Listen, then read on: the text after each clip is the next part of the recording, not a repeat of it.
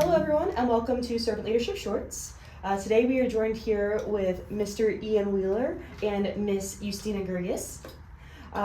They both are part of our famous and amazing aviation maintenance program. Professor Wheeler, if you wouldn't mind starting us off. Okay, so as Shay said, my name's Ian Wheeler. I started in Blue Riddle back in 2014, been faculty that whole time. Up to a few years ago, I took the program coordinator's position, and then from there, for the last year, I've been a department chair. Although I have been known to moonlight on the side with Sodexo because, But yep, that's basically me, and this is my amazing admin. Go ahead. Hi, I'm Ustina Guirguis. I'm the administrative assistant for the aviation maintenance science department. I also get the honor to teach the Unit 101 course for our freshman cohort, and I've been here going on 2 years, but I tell people I've been going to college since I was 5 because my dad worked here for over 30 years, so I've been around Blue Riddle for a while. Wonderful. Well, I just want to start by saying thank you both for taking time out of your busy schedules to sit and have this conversation about what we think is very important, servant leadership, and love to hear your point of view. What does servant leadership mean to you? Servant leadership to me means being willing to be behind the scenes or not be at the forefront of the conversation, the limelight, the one getting the award. Like, you do it not because you're trying to be recognized, you're doing it to care for others, those around you. You might even do something and no one knows about it. I preached to my Unit 101 class about a thing called a lollipop moment, and it's where you might interact with someone and when you might not even remember it or think it's noteworthy, but it changes someone else's life. So you're actively serving them and being there for them and not expecting something else in return. That's wonderful. Thanks. I love that. TED Talks, man. Professor Wheeler, let's see if you can top that. What does servant leadership mean to you? Servant leadership is putting other people before yourself. And that doesn't mean neglecting yourself, because we are instructed to love ourselves as we love others. But often, and I myself am guilty of this many times, is I end up loving myself more than others and not loving myself as another. And so to help me with that, I try to put other people before me. It is much like Ustina said, it is a matter of allowing other people to be first, other people to get credit, and to be willing to step back and be that person behind the scenes. I think it also helps with humility, which is a very extremely difficult trait for human beings to want to grasp. But if you have that mindset that I'm okay with letting someone else be elevated and taking credit, even if it was something that she or I or whoever did, then that helps. It helps you keep a perspective of more of it's really about us and not about me. I love that. I presume that there wasn't any pre-planning in this. There was not. And I'm hoping that one conversation doesn't sway another. But I do love how both of you specifically said you're not taking credit. However, I do want to kind of twist that. Does that mean that you're willing to take the blame? Mm-hmm.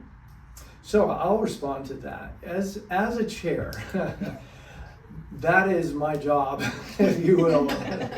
Now that doesn't mean that I just, if someone has clearly done something wrong, I don't just like, well, I did that, it's not that.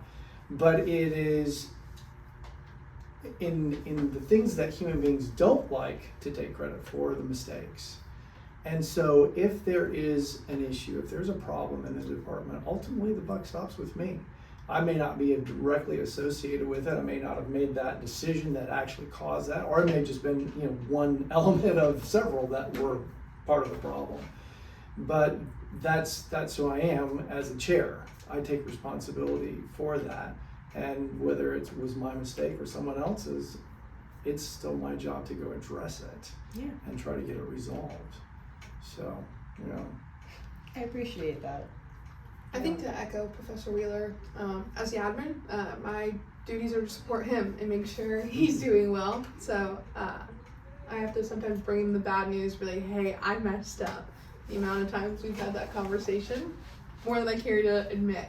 I think with servant leadership, it's also accountability. You're not just always giving someone a pass. I think you're like, hey, like there's a certain phrase like protect in public, correct in private. You know, be like, hey, we're gonna figure this out, but like behind closed doors, like we'll have a conversation. Like, hey, like I appreciate that, but maybe let's do this, and this differently, so we don't end up in this boat again. Yep. We'll overcome it. There is no like.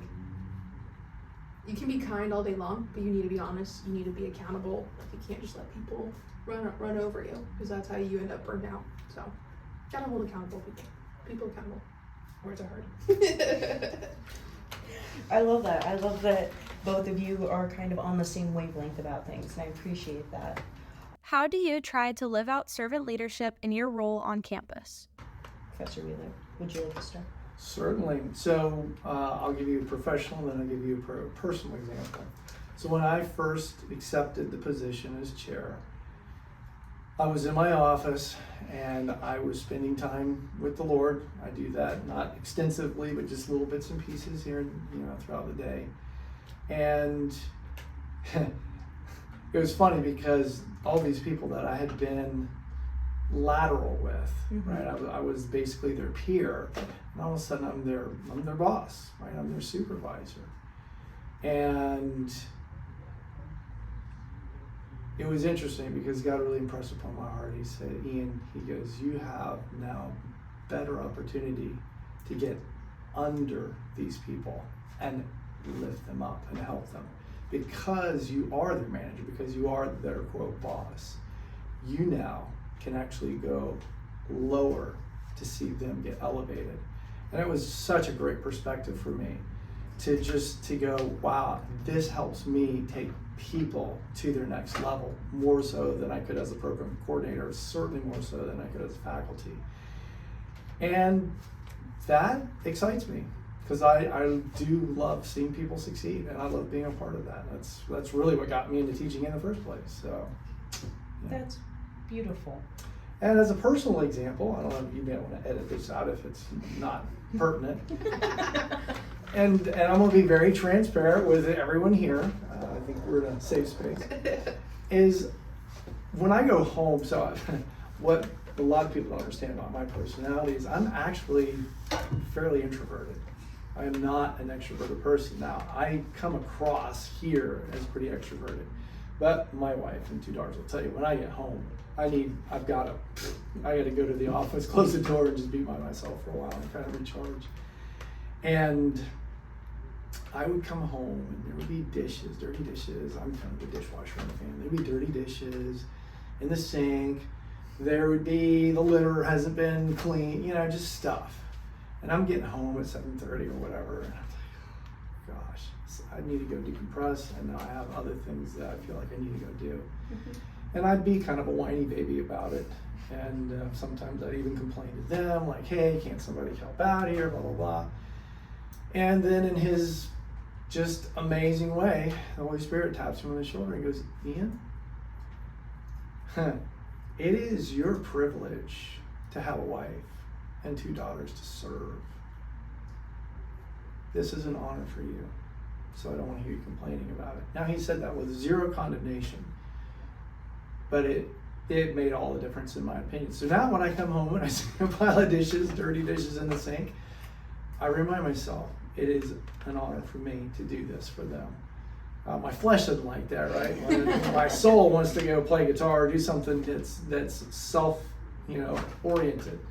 But there's time for that too. Yeah. It's really hard to follow up after that.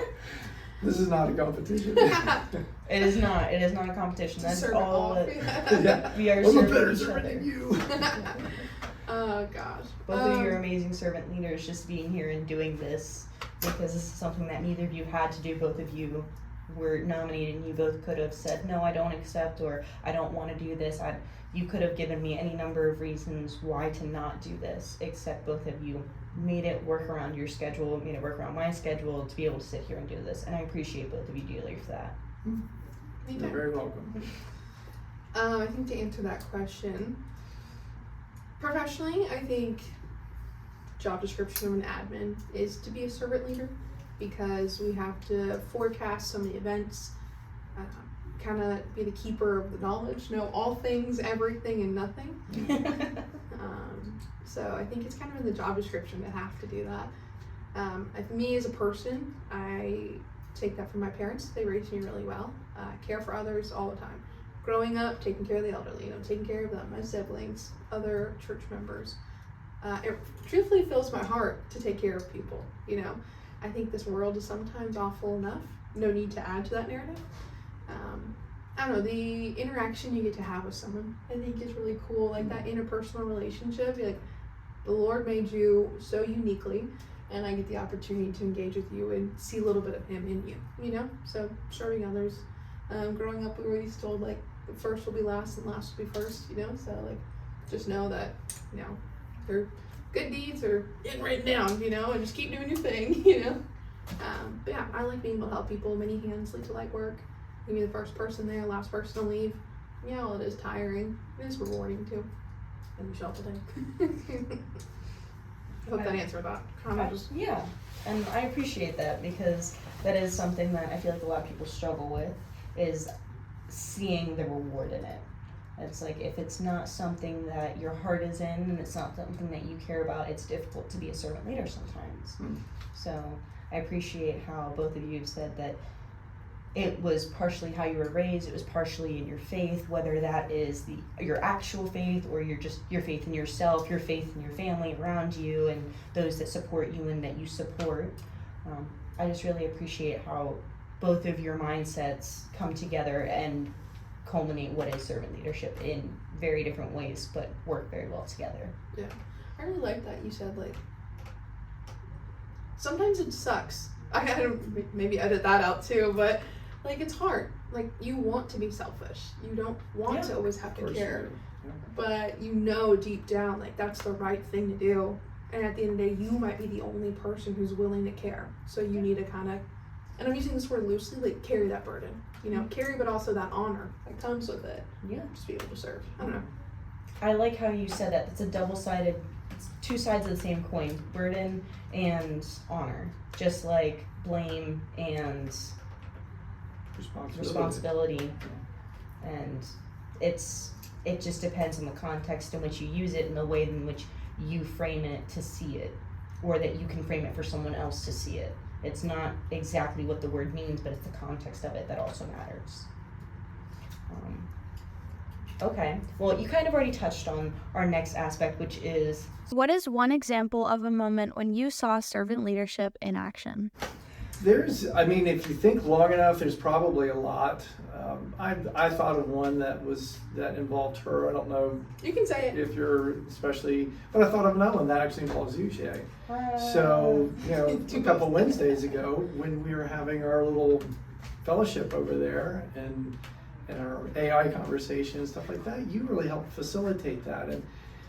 And I think that personal connection is really huge. We lack that in our society.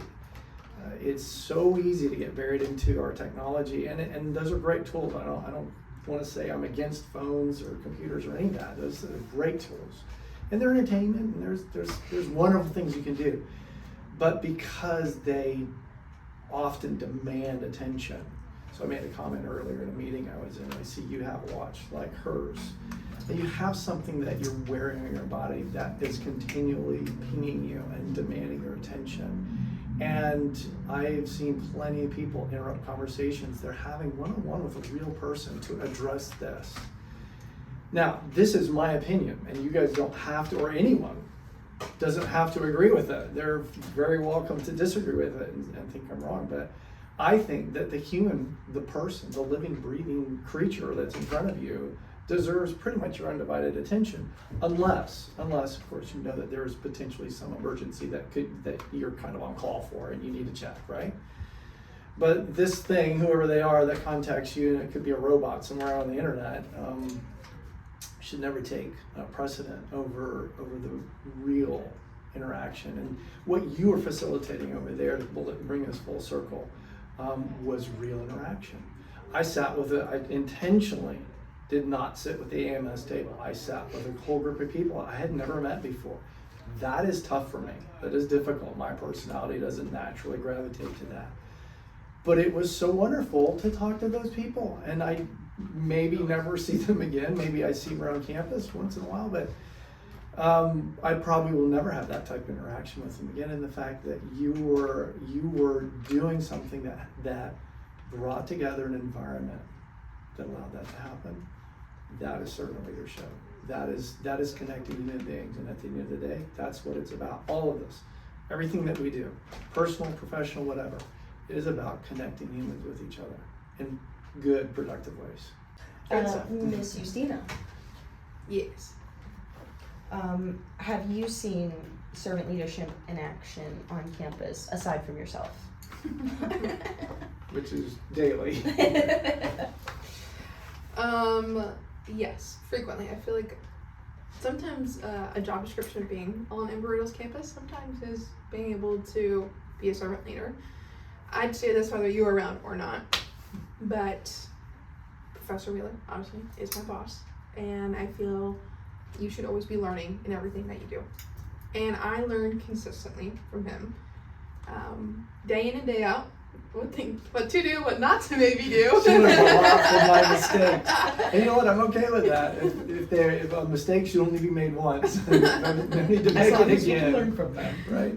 I would say this in front of you or not, so I'm just gonna say it. He embodies servant leadership day in, day out, hour by hour, 30-minute. It's absolutely insane how intentional he is.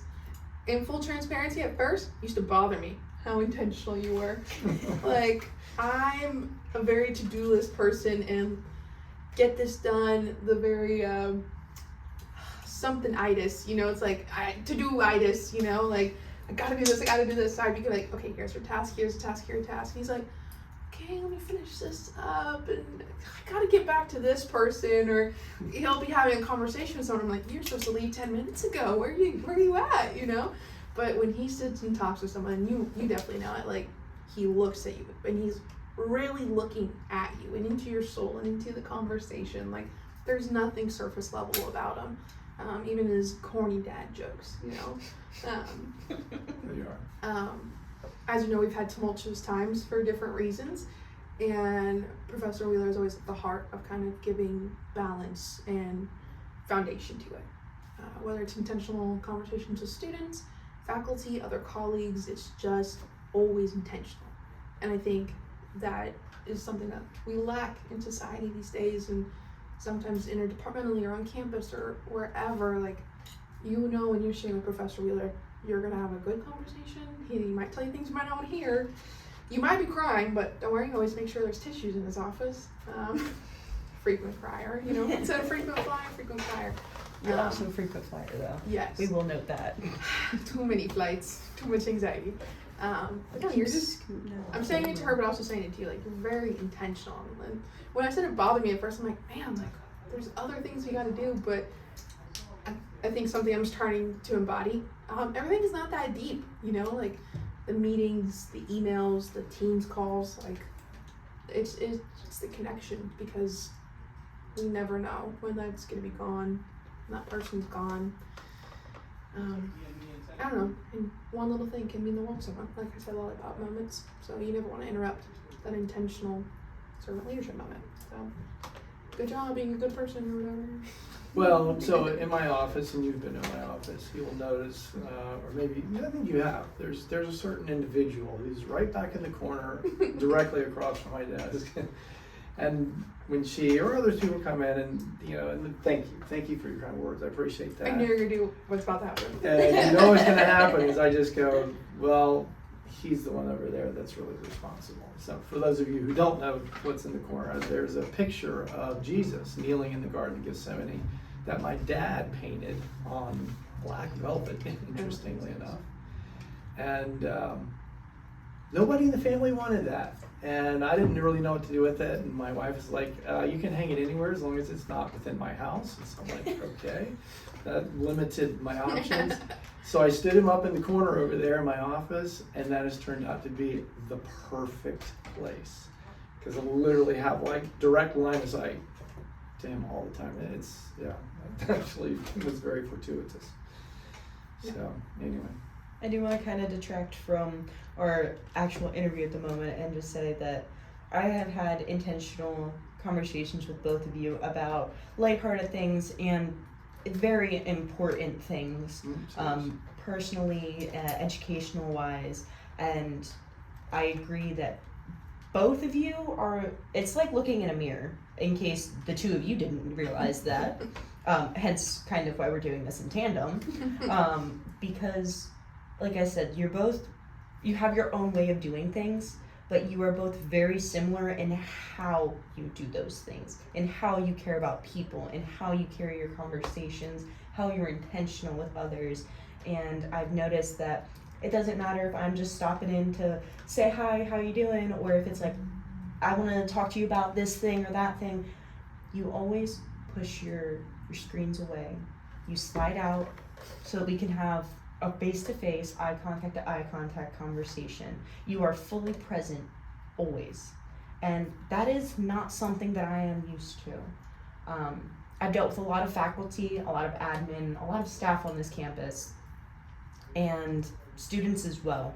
Students were obviously the worst about just like, oh yeah, like continue a conversation. I'm just gonna continue doing whatever it is I'm doing right here. I'm listening, I swear. You two have never once, at least in my experience, whether it's just walking by your office and you're talking to someone else, or I'm stopping into your office, you will always put your devices away, or you'll say, give me 1 second, let me finish what I'm doing so that I can be fully present for you.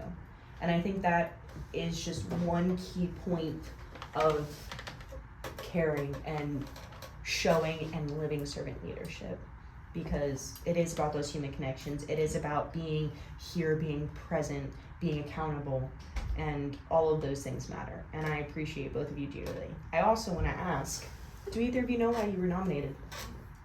No. I didn't even realize it was a nomination until you mentioned it earlier. I thought it was just something that you were doing to, I don't know why I thought you were doing it. Yes, so both of you were nominated by students because Wow. they recognize your servant leadership on campus. They might not know,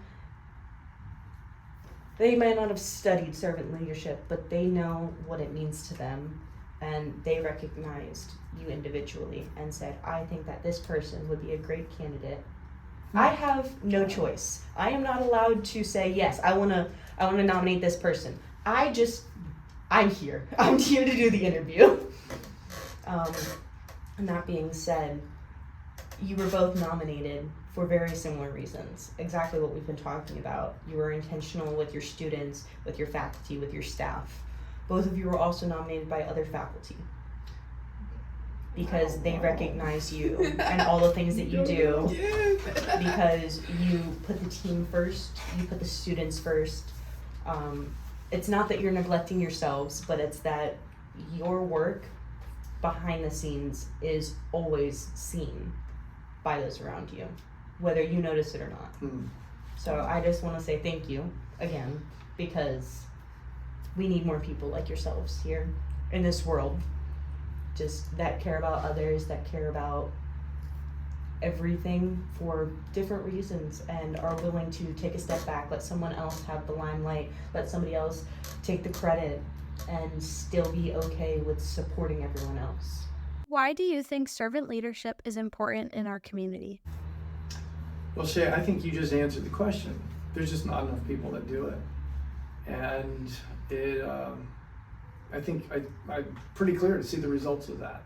You know, you can turn on news, you can log in any social media platform, you know, heaven forbid you get into something like politics or religion or just, you know, any of those subjects that can be so divisive, and see just the hatefulness that humanity can manifest if we choose to. And I can too. I'm just as human as anyone else, and I've had my moments. And I've just made a decision, and I believe she has too. And I think that's why we're here, is we just made a decision to. I'm choosing not to be that person. I'm choosing, and for me, I'm a Christian. For those of you that aren't aware of that, and so I'm choosing to follow Jesus. I am choosing to follow His example. I fail continuously at it. But that's where grace is, and that's where forgiveness is, and that's where like I said, I mean, if we could go on for hours here, I could tell you all the times where I mentioned he taps you on the shoulder. Well, physically, he's not always tapping me on the shoulder, but in my conscience, in my soul, he taps you on the shoulder and just says, "I need to course correct you just a little bit." And those corrections they're worth their weight in gold. You love them because you can feel how it's making you a better, more productive, more caring person. Someone that can do these things and wants to do these things. Oh my gosh, it's one thing to do them, but to want to not be selfish, where did that come from? I mean, I've always just wanted to take care of me, so why would I want to now elevate you or her or anyone else? Well, there's a reason for that. I can't really claim credit for it, but that's what people see, and we do get credit for that because they don't maybe understand what's going on behind, but that credit doesn't belong to me. And I think she would agree. What they're seeing, this is the way I would phrase it, what they are seeing is Christ through us and in us. That's what they're seeing. They don't know that, perhaps, but that is what they're seeing. That's who they're seeing. That's boy. If I can finish my days that way, this life will have been well lived. That gave me chills, genuinely. All right. There was no need for that, sir. I was right off the cuff too. Yeah, come on. Extemporaneous is how you should go from now on. You might have talked to her about that. There is a dark side to my improvisation. Right here? Yeah. Oh man. Can you stop being so good? Sorry. Here. Don't wipe your eyes with that. Yeah, having the love of Jesus Christ, it changes your life. It makes things so much better. We're not guaranteed a life that's perfect, but we're guaranteed someone to walk with us through it. And I think that helps also, just caring for others like he did, Like he cared for those that people put to the wayside, didn't care about, said awful things. He's like, they're just as important, if not sometimes more, because they need it. You don't, like I said, you don't do all this stuff because you want to be recognized or, they have everything in the world. You go for the people that might be suffering, that might just need one really good interaction just to keep going. So be that person, be that catalyst, show that love, the light and love of Jesus Christ is beautiful, so might as well keep it going. Like I said, this world's awful enough, no need to add to it. And if you can cause a chain reaction. If I'm showing you love, you'll show it to someone else and then it'll continue on. Pay it forward. And you might be the only interaction someone's had with that. So I just want to make sure it's positive. So that's something my parents definitely taught me as a child was you need to smile because a smile can change someone else's day. You smile with someone, you don't know what kind of day they're having, just like genuinely asking and listening when you say, "How are you today?" As Mr. Huntoon was saying a second ago, I was like, "How are you today?" And he was like, "I'm doing all right." He was like, "How are you?" And I was like, "I'm tired." And he was like, "Well, he was like, yeah, I'm tired too, but not everyone wants to hear today's crap." So I was like, yeah, but honesty is the best policy. However, we do know that is taken with a grain of salt because some people don't really care. So that's why we cover up and say, oh, everything is great. I myself am spiritual. I believe that there is a higher power. However, I don't believe in any specific faith. But it is people like you, examples like yourselves, that make me want to believe, that make me want to do these things. Because even earlier I said, you're amazing and Amazing Sees Amazing, talking about your wife, how she was able to find that kintsugi kit for myself. And you said, the Lord made her. The Lord made her amazing. And you said that the Lord brought her to you, and you just passed everything up to the Lord. Everything that you do, everything that I've ever acknowledged you for and said, thank you for doing this, or you did a great job, almost always you've passed the buck to someone else and said, oh, Ustina did that, I didn't do that, or the Lord did that, I didn't do that. You have never taken that for yourself. And I think that is one of the prime reasons why you were recommended and nominated here. And you were the same. You have also said, oh no, Wheeler did that. Oh no, Papa G did that. Oh no, someone else did that. Shay did that. And you always pass the buck unless it's like, oh no, yeah, I did that. And taking the blame of it. And I think that's amazing. Both of you are amazing human beings, and I appreciate you. We all appreciate you. There is many reasons why you were here, and I would love for this interview to be like 6 hours long. However, I know we all have other things to do today. And I just want to say thank you again for taking the time out of your schedule to sit and think about these questions, to be here today, to have this conversation, and for sharing your perspective and experiences with us. We're grateful for you in the ways that demonstrate servant leadership on our campus.